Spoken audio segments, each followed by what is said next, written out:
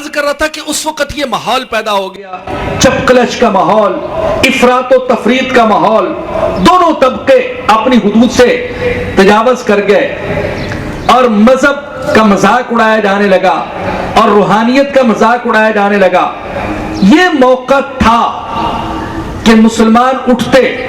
اور یورپ میں اسلام کی تبلیغ کرتے، مگر مسلمان اس موقع سے فائدہ نہ اٹھا سکے،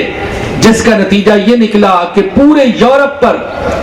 مادی سوچ کا اور دجالی سوچ کا غلبہ ہو گیا۔ کیا معیشت، کیا معاشرت، کیا سیاست، کیا حکومت،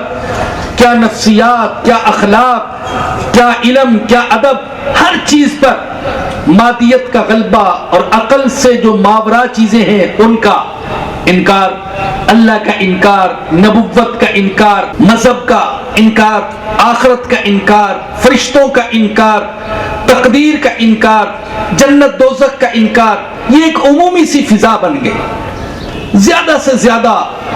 دانشوروں نے یہ رعایت دی کہ اگر کسی کا مذہب کے بغیر گزارا نہیں ہوتا تو وہ مذہب کو اپنی پرائیویٹ زندگی میں اختیار کر لے،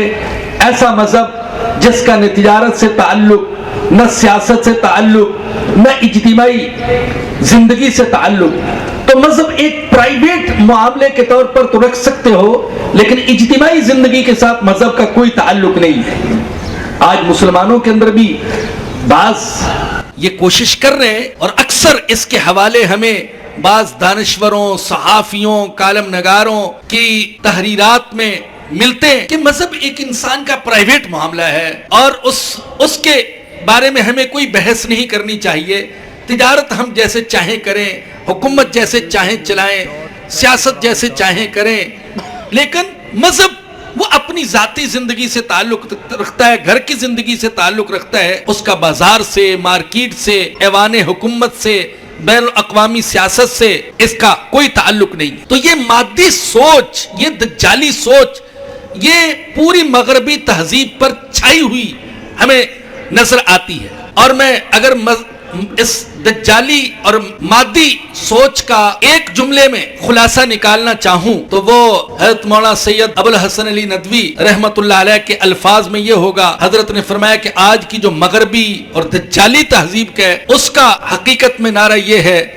کہ لا موجود الا البطن والمعدہ، کچھ موجود نہیں ہے سوائے پیٹ اور معدے کے، کوئی چیز نہیں۔ جبکہ اسلام کا نعرہ کیا ہے؟ لا موجود الا اللہ، لا معبود الا اللہ، لا محبوب الا اللہ، لا مقصود الا اللہ۔ اسلام کا نعرہ تو یہ کہ اللہ کے سوا کوئی محبوب نہیں، اللہ کے سوا کوئی مقصود نہیں،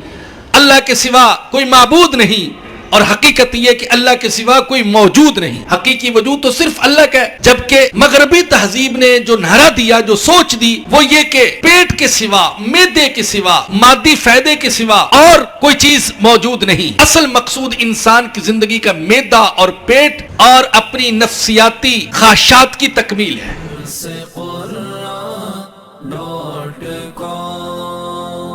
www.dasquran.com